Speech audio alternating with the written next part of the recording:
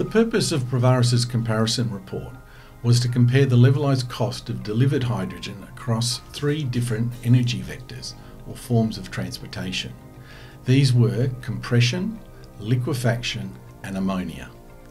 The comparison report explored whether the cost, energy use, and losses associated with liquefaction and ammonia to achieve a higher energy density was actually worth the effort. There's a commonly held view that compression was simply not an economic way to ship hydrogen, when in fact the comparison report demonstrated that compression was in fact the most efficient and therefore the most economic way to transport large, bulk-scale volumes of hydrogen over regional distances. It is important to realise that the analysis covered not just the shipping, but the entire production and delivery supply chain across a range of delivery volumes and across a range of shipping distances.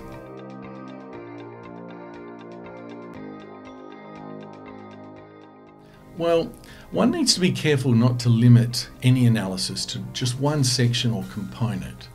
So the comparison report therefore correctly analysed the entire hydrogen production and supply chain. This being starting from the renewable energy generation, hydrogen production in the electrolyzers, the process to get the hydrogen transport ready, and this is where compression, liquefaction or ammonia processes come in, together with the associated storage.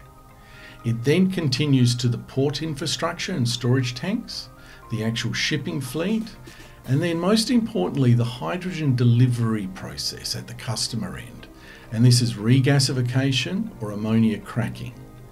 This now delivers purified gaseous hydrogen to the customer. All this together is what we term the entire production and supply chain, and this is what the comparison report looked at.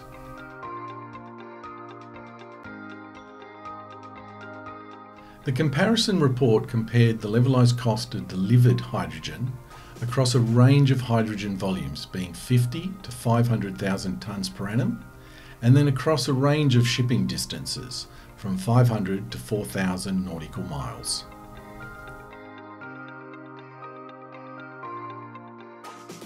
After a comprehensive analysis, the two key outcomes of the comparison report were: one, that for regional shipping distances of say less than 2,000 nautical miles, compression was found to be the lowest cost solution for the delivery of gaseous green hydrogen, using either the H2Neo 430 tonne carrier or the larger H2 Max 2,000 tonne carrier. We found that the additional cost, energy use and losses associated with liquefaction and ammonia just didn't justify the benefit of achieving a higher energy density. And secondly, we found that for shipping distances up to, say, 4,000 nautical miles, compression remained competitive using that larger H2 Max 2,000 tonne carrier.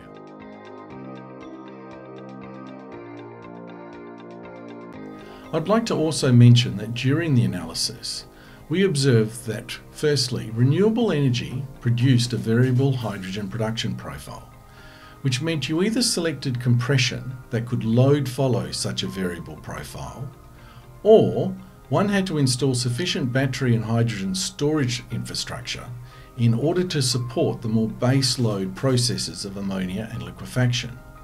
All of that added significant capital and operating cost, which is sometimes overlooked in other analysis. And secondly, we observed that regardless of which process one selected, compression, ammonia or liquefaction, there was still a real need for a cost-effective form of gaseous hydrogen storage at the production end. And this is where Provaris believes its compressed hydrogen storage barge, the H2 Leo, provided the best solution regardless if one selected compression, liquefaction or ammonia. Well, compared to liquefaction and ammonia, compression is a far simpler process. It actually only involves compression and therefore is highly energy efficient. The reasons being are that compression can 100% load follow the renewable energy generation profile and therefore minimises any curtailment or wastage. The energy used to compress hydrogen is relatively low, and compression itself has a low capital cost and has low energy use or losses. In comparison to that, large amounts of energy are required to liquefy hydrogen down to minus 253 degrees Celsius, or even to combine the hydrogen with nitrogen to make ammonia. And actually, in the case of ammonia, a large amount of energy is again required to crack the ammonia to release the hydrogen for delivery to the customer. With compression, you couldn't ask for a simpler, more energy efficient process to transport hydrogen.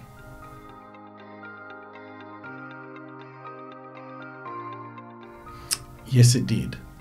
As an example, we looked at 100,000 tonnes of hydrogen delivered per annum over a shipping distance of 2,000 nautical miles.